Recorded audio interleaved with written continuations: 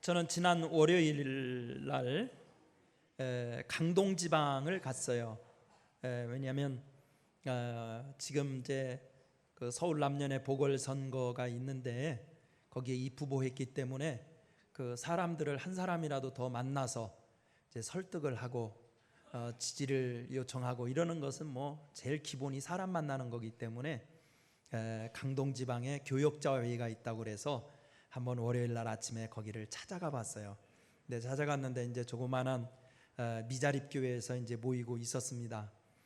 그날 설교하시는 분은 강동 지방의 주 향안교회 유영식 목사님이 설교를 했었어요. 근데 참 은혜 받았습니다.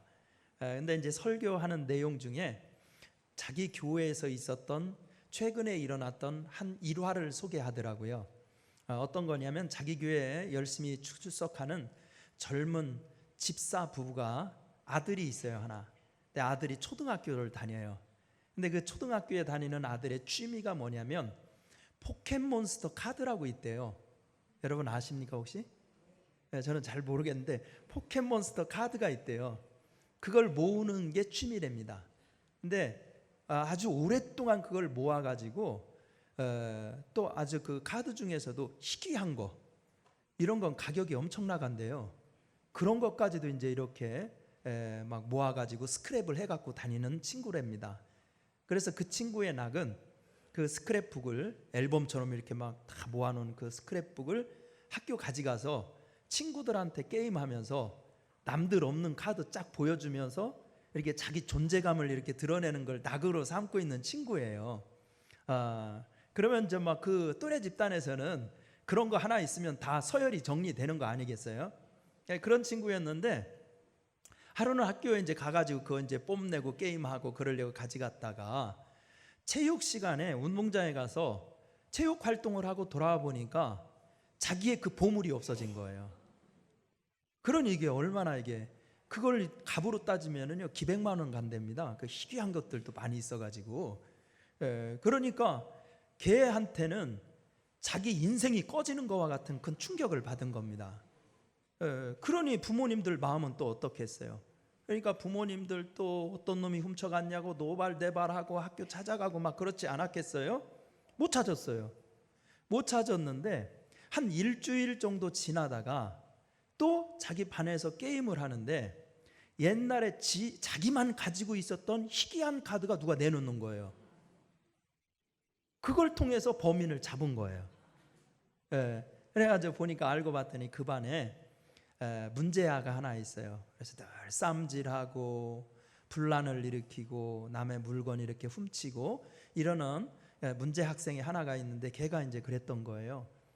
그러니까 그걸 이제 찾게 되니까 이제 그 아버지, 그 아이의 아버지, 교회 집사 아버지가 막 화가 나가지고서는 어렸을 때부터 저거를 모른 채 하고 그냥 지나가면 교육상 좋지 않다.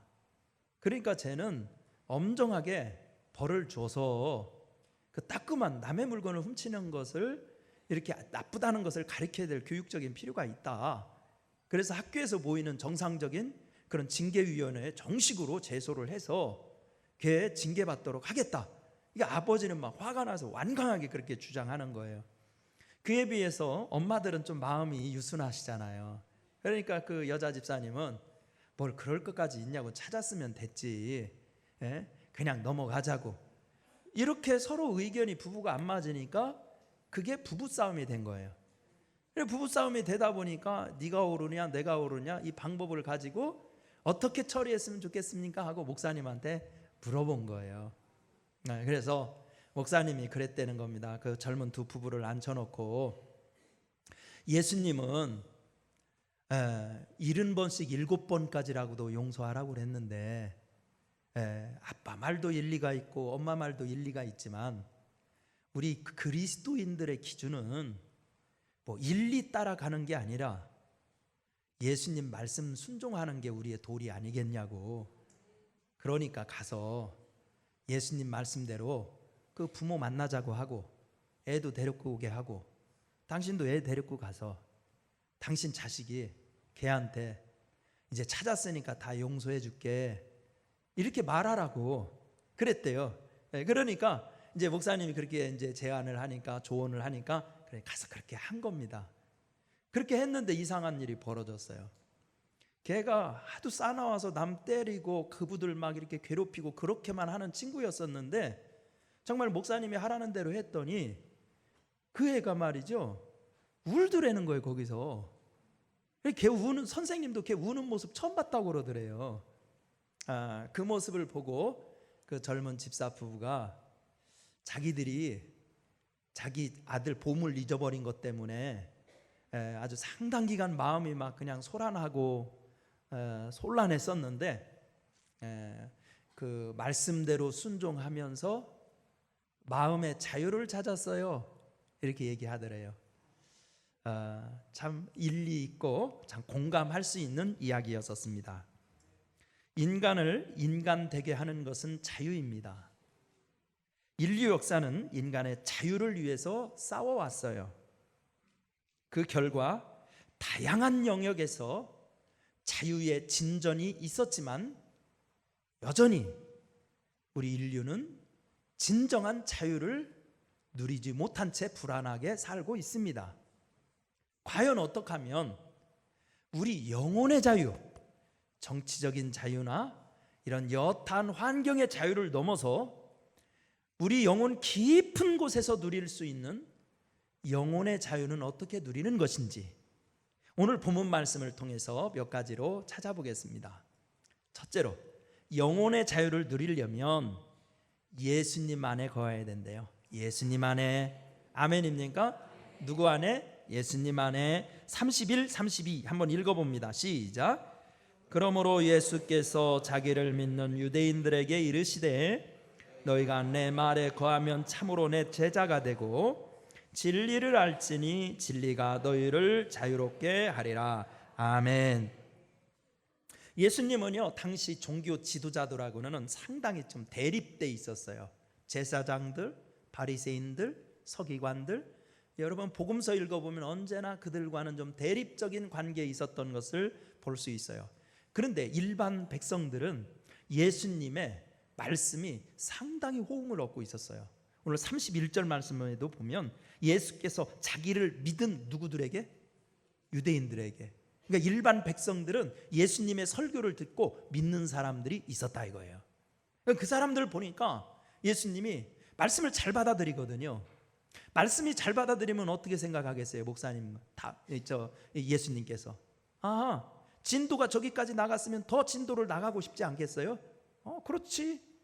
말씀을 받아들이고 믿는 단계에서 더 나가서 이 사람들, 유대인들도 예수님의 제자 될 수 있으려야 좋겠다, 이런 생각을 한 거예요. 그래서 더 깊이 있는 말씀을 전해준 겁니다. 그래서 이제 여기 31절에도 보면 너희가 내 말에 거하면 참으로 내 제자가 된다, 이런 말을 했죠. 믿는 단계에서 더 진도가 나간 게 뭐예요? 제자 되는 거죠. 제자가 된다. 근데 제자만 되는 것이 아니다. 너희가 진리를 알지니 진리가 너희를 뭐 하리라? 자유케 하리라. 이렇게 말씀을 선포한 거예요. 그러니까 이 말은 너희가 진리를 알으면 자유케 된다는 말은 지금 자유롭다는 거예요? 자유롭지 못하다는 거예요? 예수님의 눈으로 볼 때 아직 너희들은 진정한 자유를 모른다는 얘기죠. 그렇죠? 자유가 없는 사람들을 옛날에는 뭐라고 그랬어요? 노예, 종 이랬죠. 그렇죠? 그러니까 유대인들을, 자기 동족들을 보면서 예수님이 설교한 그 설교의 내용은 당신들은 아직도 종이야, 이런 식으로 얘기한 겁니다. 그러니까 이 유대인들이요 발끈했어요. 그래서 특히 이 종교 지도자들이 말이죠, 발끈해가지고 뭐라고 그러냐면 우리가 아브라함의 자손인데 우리가 누구의 종 된 적이 없는데 무슨 종이요? 이렇게 얘기한 거예요. 이 말은 맞는 말입니까? 틀린 말입니까? 사실관계를 따지면 맞아요? 여러분, 유대인들은 구약성경 읽어보세요.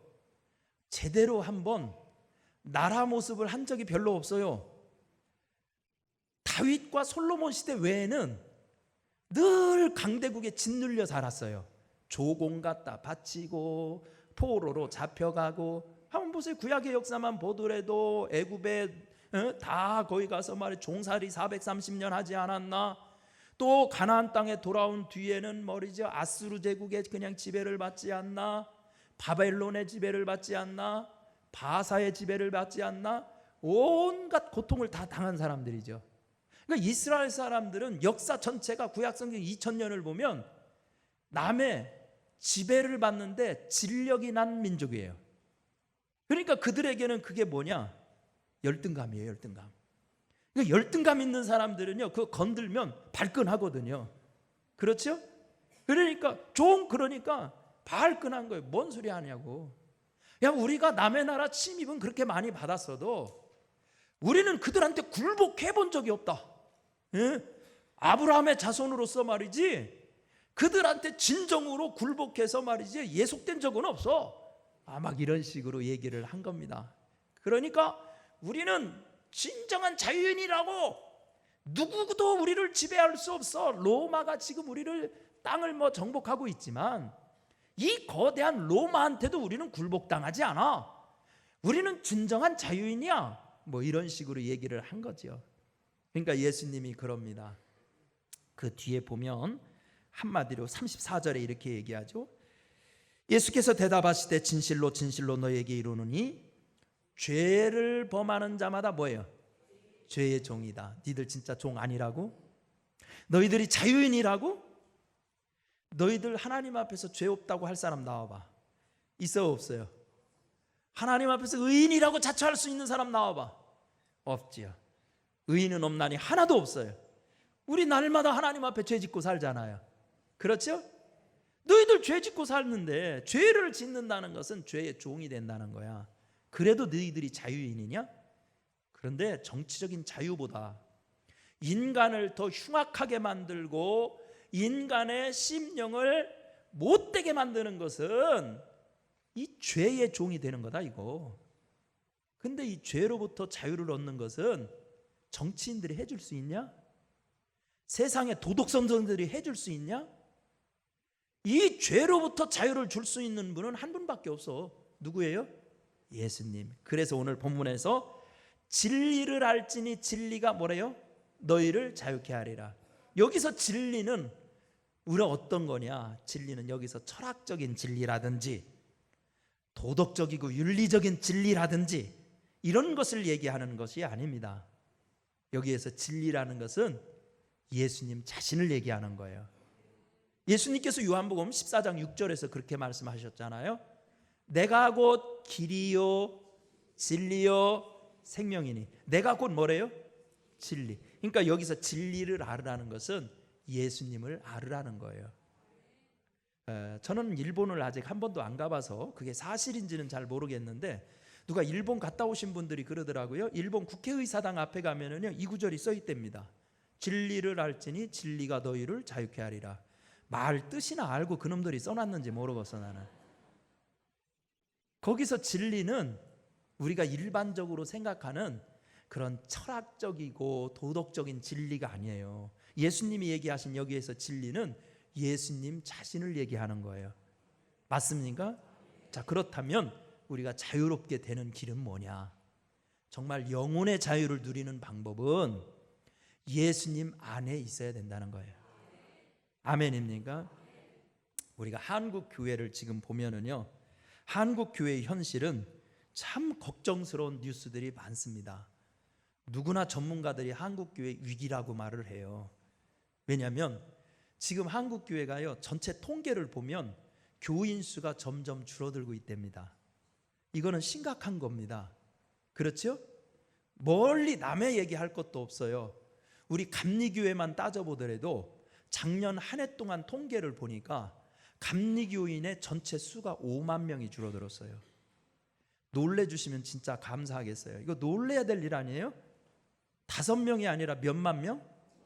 5만 명이 줄어들었다는 것은 이거 비상사태가 벌어진 거라고 생각을 해야 되거든요.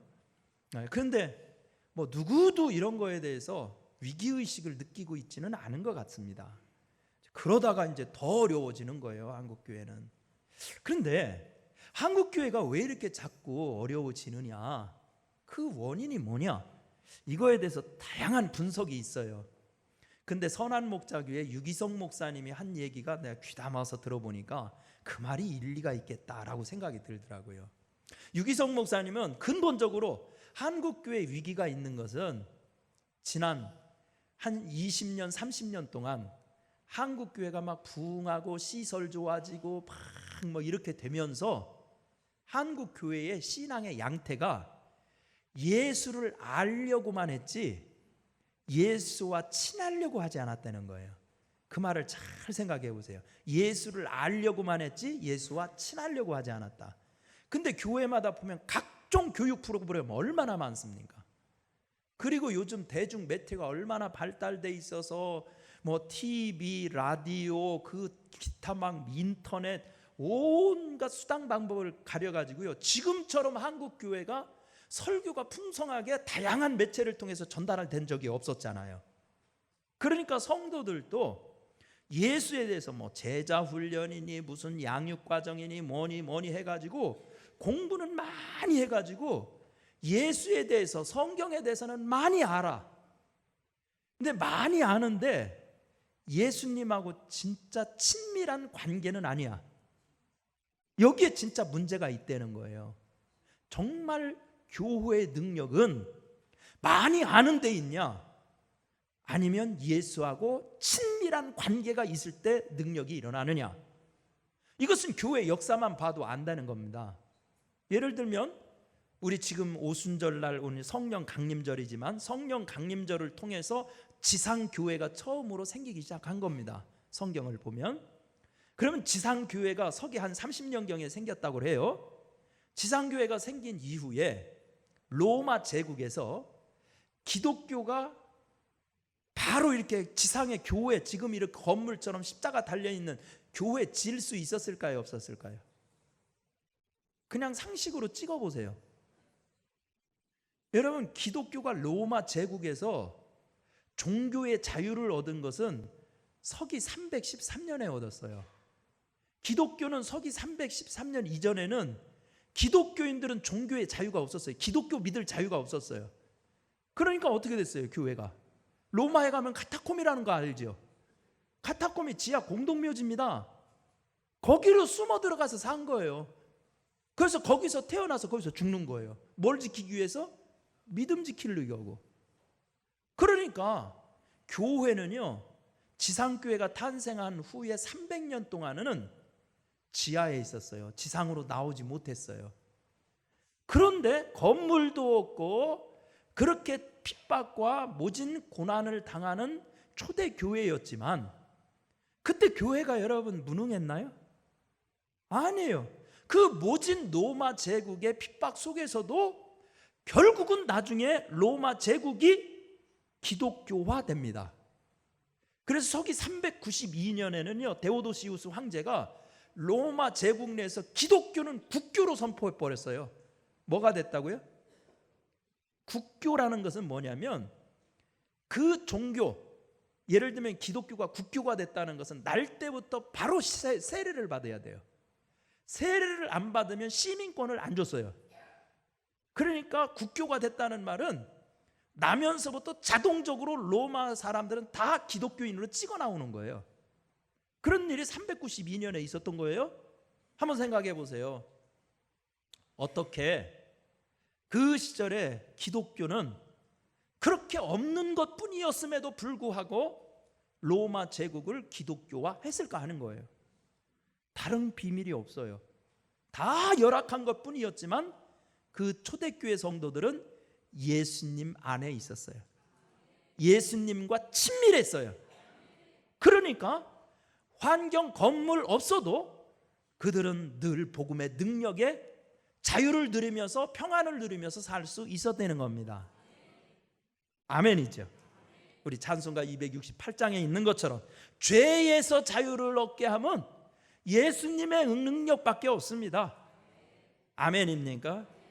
그러므로 이 시간 우리가 삶에 지친 분들, 어디 멀리 좋은 데 가가지고 사람 아무도 안 찾는 데 가면 자유로울 거야, 그런 환상에 빠지지 마시고 우리 영혼이 자유로우려면 예수 안에 거야 된다. 진리 안에 거야 된다. 예수님이 여러분을 안아주시기를 바랍니다. 그래서 내 마음이 심란했던 분, 내 마음이 공고했던 분, 오늘 이 예배를 통해서 예수님의 만져주심을 체험해서 여러분들도 영혼의 자유를 누릴 수 있기를 축원합니다. 두 번째, 우리가 영혼의 자유를 누리려면 어떻게 해야 되느냐? 말씀 안에, 시작, 말씀 안에 31절 한번 읽어보겠어요. 시작.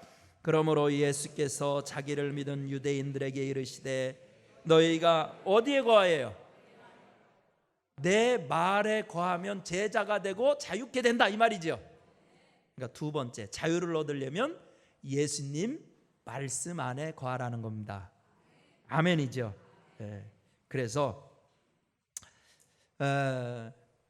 저도 요즘 그 서울 남녀의 이런 중요한 그 지도자를 뽑는 일에 관여하다 보니까 정말 마음이 분주하더라고요. 분주할 뿐만 아니라 이게 선거가 인류의 역사에서 그래도 지도자를 뽑는 가장 이상적인 제도라고 정착돼 왔잖아요. 정착돼 왔는데 그 선거라는 제도를 우리가 성숙하게 맞지 않으면 그 선거도 참 사람을 어렵게 하는 것이 되겠구나 라는 생각을 참 많이 체험하고 있어요. 그래서 이제 제가 이렇게 이제 그 보궐선거에 임하다 보니까 소위 말하는 가짜 뉴스가 엄청 많더라고요. 가짜 뉴스. 뭐 예를 들면 이런 거예요. 나는 최은교 목사는 운동권이다, 운동권. 그래가지고 아주 사람이 과격하다. 이게 막 쫙 퍼졌어요, 서울 남년에. 그런데 죄송하게도 지금 우리 투표권을 가지고 있는 대의원들이 목사님, 장로님 다 합쳐서 742명이거든요. 근데 742명의 반반이 목사 반, 장로님들 반. 근데 이 742명의 유권자들의 성향이 보수적이세요. 그러니까 운동권이다 하면 표 다 깎아먹는 거예요. 그러면 이거 내가 만들어냈겠어요? 아니면 상대방이 만들어냈겠어요? 나는 지금까지 그런 말은 못 들어봤고요. 운동권. 나 운동은 좋아해요. 달리기도 잘하고, 그 운동신경은 있었어요. 공 차는 것도 좋아하고 배구도 잘하고. 그런 의미에서는 나 운동권이야. 그리고 나 운동권이지 뭐. 나 기도 운동 좋아해요. 기도 운동했어. 말씀 운동했어. 부흥 운동했어. 성령 운동했어. 그런 의미에서는 나 운동권이야. 근데 우리 세상에서 말하는 소위 뭐 이념적인 그런 거하고는 사실은 나를 사실적으로 묘사한 게 아니에요. 뭔가 정치적인 모함을 하려고 아니면 득실 관계를 하려고 그걸 소문을 쫙 퍼뜨린 거예요. 그런데 아니라고 해도 안 믿어요. 이거 어떻게 해야 돼, 이거를? 그래가지고 어제는 또 어떤 장로님이 저한테 와가지고 이게 사실이냐고 물어보시는 거예요. 뭔데요? 그랬더니 목사님 골프 광이라며요. 골프 강에서 목사님 골프 실력이 싱글이라며요. 난 싱글이 뭔지도 몰랐어요, 솔직히. 근데 아마추어에서 싱글이라는 것은 당구로 치면 한 500 치는 거래, 그게. 그 말도 못 모르겠죠, 여러분들은. 그러니까 매일 골프장에 가서 살아야 그 정도 치는 거래요.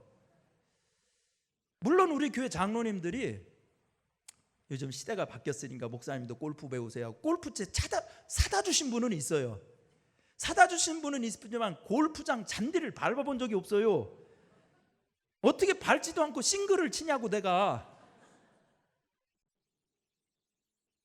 이런 얘기 들으니까요, 이게 막 분이 나더라고. 분이 마음이 막 뒤집어지는 거예요. 뭐 또 이런 소문도 있어요. 어제 막 그분이 또 묻더라고. 목사님은 교회 카드를 가지고 워커힐이라고 있어요?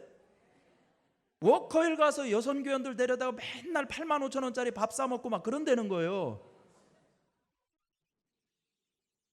내가 군대 3년 동안 저기 군대 생활하면서 워커는 신어봤어요. 워커힐을 가본 적이 없어요. 밥 사 먹으려면 뭐로 여기서 이쪽 끝에서 저쪽 끝까지 가냐고. 여기 목동어는 좋은 데 없나? 와, 나 참말로 그런 거예요. 저 가까이서 본 장로님들이나 교회 살림하는 것을 본 분들은 제가 돈을 얼마나 아껴서 쓰려고 하는지 모를 거예요. 지금 우리 집에 가서 제가 입는 모든 양복, 제가 23년 전에 부목으로 온 이후에 입는 모든 양복은 백화점에서 산 게 하나도 없어요. 내가 설교할 때도 교인들한테 얘기했어요. 저는 구로동에 아울렛에 산다고 얘기한 적 있습니까? 없습니까? 15만짜리 하나 걸려가지고 내가 얼마나 기뻐했는 줄 아십니까? 4월 27일 날 제 딸 결혼하는데도 양복이 필요해서 이틀 전에, 결혼식 이틀 전에 구로동 아울렛에 가서 양복 샀어요. 지금 있는 양복 중에서 그런 제품 아니면 다 가져가세요. 이런 소문이 나면 속이 뒤집어지더라고요. 그래서 한 2달 이런 일을 겪으면서 야, 이게 진짜 자유가 없어지는구나. 이거 이런 소문에도 막 잠이 안 오고 분하고, 선거가 이기기 위해서 목사 장로가 이따위 짓까지 해야 되느냐, 이거 막 이런 막 회의 뭐 이런 게 들어오면 막 불면증이 생길 지경이에요. 그러다가 오늘 예수님 말씀을 생각한 거예요. 내가 자유로워야 되는데, 사실이 아니면 내가 그냥 무시해버릴 수 있는 내 자유가 있어야 되는데 어떻게 자유를 얻냐를 묵상하다 예수님의 말씀에 귀가 들어온 거예요. 예? 예수님 말씀, 예수님 말씀 안에 거하면 자유가 온답니다. 한번 시편 37편을 한번 찾아보세요. 나보다 더 당한 사람이 있더라고요. 구약에 보면 시편 37편에 보면 거기 어마어마한 인물이 한 사람 나옵니다. 한번 찾아보세요. 시편 37편. 시편 37편. 누구라고 돼 있어요? 누구의 시? 다윗. 이 양반 멋있는 분이에요. 그런데 다윗은 진짜 고생 많이 한 사람이에요. 다윗 죽이려고요, 온갖 모함하는 얘기를 수도 없이 만들어낸 분 아닙니까? 그런 일을 당한 분이 하는 시를 보세요. 뭐라고 그랬나? 시작. 악을 행하는 자들 때문에 불평하지 말며 불의를 행하는 자들을 시기하지 말지어다라. 그들은 풀과 같이 속히 배임을 당할 것이며 푸른 채소같이 쇠잔할 것이미로다. 여호와를 의뢰하고 선을 행하라. 땅에 머무는 동안 그의 성실을 먹을 거리로 삼을지어다. 4절. 그 여호와를 기뻐하라. 그가 내 마음의 소원을 내게 이루어 주시리로다. 내 길을 여호와께 어떻게 하라? 아멘. 야, 다윗이 그냥 다윗이 된 게 아니구나. 그 정말 속이 뒤집어질 만한 수많은 모함과 그 있지도 않은 사실을 가지고 자기를 잡아 죽이려는 사람들 앞에서 다윗이 자유로울 수 있었던 이유는 하나님 말씀 안으로 들어갔더라고요. 그러니까 여러분들도 너무 속상하면은요, 성경 보고 싶지도 않잖아요. 그럴 때일수록 마음을 다시 한번 쳐서 복종시키고 예수님 말씀 안으로 들어가야 돼요. 그러면 말씀이 나를 휘어잡는 순간이 옵니다. 그리고 내 영혼을 자유롭게 하는 날이 와요. 여러분들도 오늘 이 시간 말씀에 휘어잡히시기 바랍니다. 예수님의 말씀에 휘어잡히시기 바랍니다. 그래서 내 마음을 싱숭생숭하고 고통스럽게 했던 그 모든 부자유함과 괴로움이 쫓겨가기를 축원합니다. 3번째, 우리가 자유로우려면 어떻게 해야 되느냐? 성령 안에, 시작. 성령 안에. 요한복음 16장 13절 읽어보겠습니다. 한번 자막으로 띄워주세요. 시작.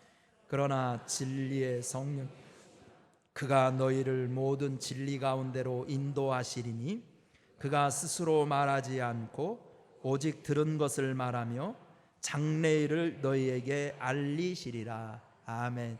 장래일을 너희에게 알리시리라. 여기 보면 진리의 성령이 오시면 그가 너희를 어디로 인도한대요? 진리. 오늘 본문에도 진리가 자유케 한다잖아요. 성령은 진리로 인도한대. 진리는 자유케 하고. 그러니까 우리를 자유케 하는 건 뭐예요? 성령 안에. 아멘입니까? 여러분, 고린도 후서 3장 17절 말씀에 보면 주는 영이시니 주의 영이 계신 곳에는 자유가 있느니라. 주는 영이시니 주의 영이 계신 곳에는, 성령이 있는 곳에는 뭐가 있다? 자유가 있다. 마음이 너무 고통스러울 때는 그러니까 밤새워서 곰곰이 생각한다고 해서 그게 자유로워지는 게 아니라 성령께 붙들리기를 힘써야 되는구나. 예, 그러려면 어떻게 해야 되겠어요? 그 고통의 순간 무릎 꿇으러 나와야죠. 예?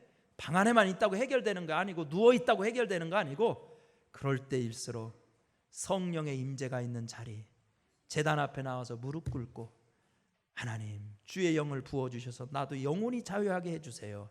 이렇게 돼야 돼요. 여러분, 사도행전 7장에 보면은요, 사도행전 7장에 보면 스데반 이야기 나와요.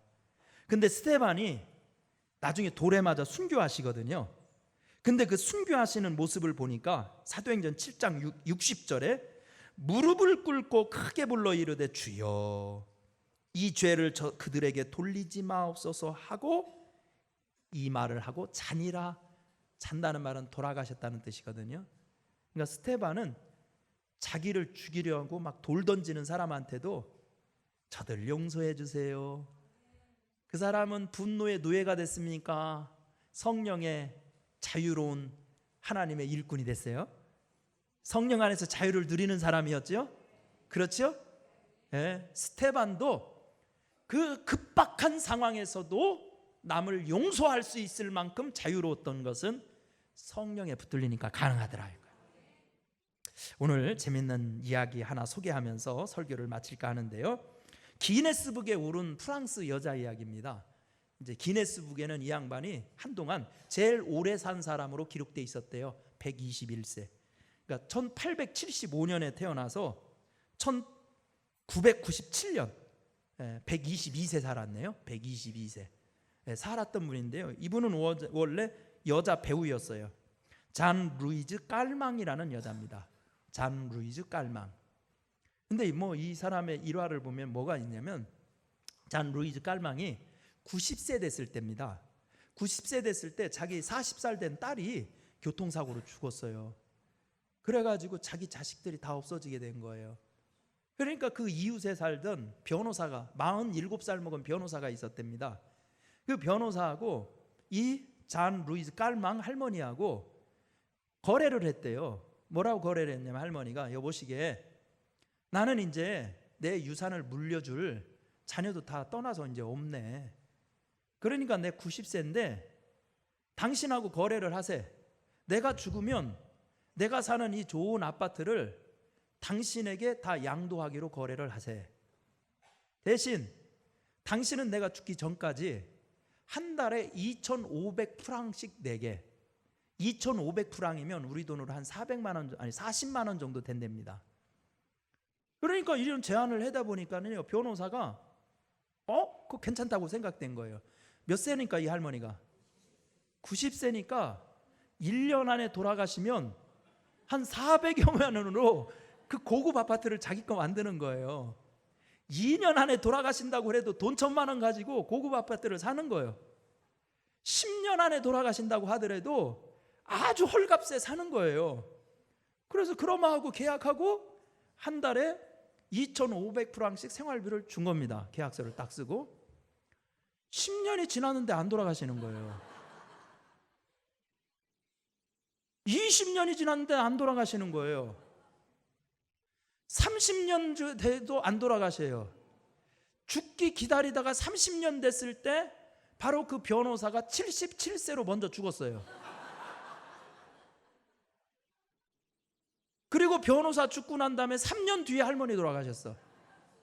그래서 이 사람은요, 죽어라고 돈만 내고 아파트도 자기 것도 못 되고. 참 희한하죠, 세상 일. 인간의 계산대로 돼요, 안 돼요? 잘난 거, 우리 인간의 머리가 되게 똑똑한 것 같지만 하나님 앞에서는 별거 아닙니다. 왜 이 얘기를 하냐면, 여러분들도 낙심하지 마시고 하나님의 때가 있다고 믿으셔야 됩니다. 아멘이죠? 그래서 하나님의 때가 있다고 믿고 진득이 예수님 안으로 들어가고 그 말씀 붙들고 인내하고 성령의 은혜를 구하다 보면 우리 하나님이 승리해 주시는 날 올 줄 믿습니다. 은혜로우신 하나님 감사합니다. 주께서 축복하시고 복 내려 주셔서 우리도 자유롭게 되게 하옵소서. 세상 정치적인 자유는 최대한 누리는 세대에 살고 있지만 진정한 자유는 잃어버리고 살고 있습니다. 예수님이 주시는 자유 얻게 해 주셔서 마음의 고통이 사라지게 하시고 심령의 공고함이 사라지게 하시고 마음이 주는 주님이 주시는 평안과 은혜만이 풍성히 넘치게 하여 주옵소서. 예수님의 이름으로 기도드립니다.